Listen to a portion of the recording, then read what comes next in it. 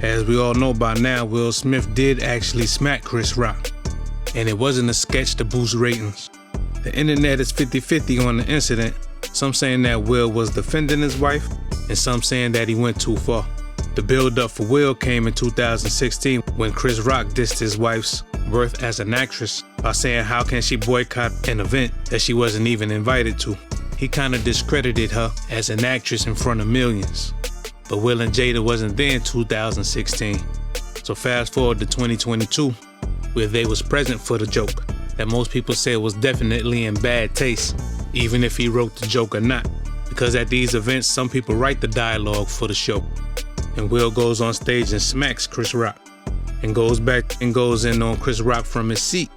Chris Rock is on stage shocked, like it was just a joke, so maybe he didn't know about Jada's illness. And the writer set him up, because I'm quite sure the writer knows of the last joke and also knows about Jada's illness.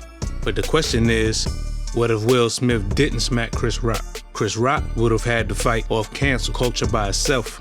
The storyline would have just been about him making a bad joke, and his tour shows would have probably been canceled or boycotted or protesters with the illness outside, and he would have been the one fighting the social backlash, because he's still getting backlash for the joke, even with an alleged person supposedly writing it, which may be true or not true. But the thing is, he's splitting the backlash with Will Smith, and really Will is catching the brunt of it. Some of his Netflix productions are supposedly on pause, as well as some other movies.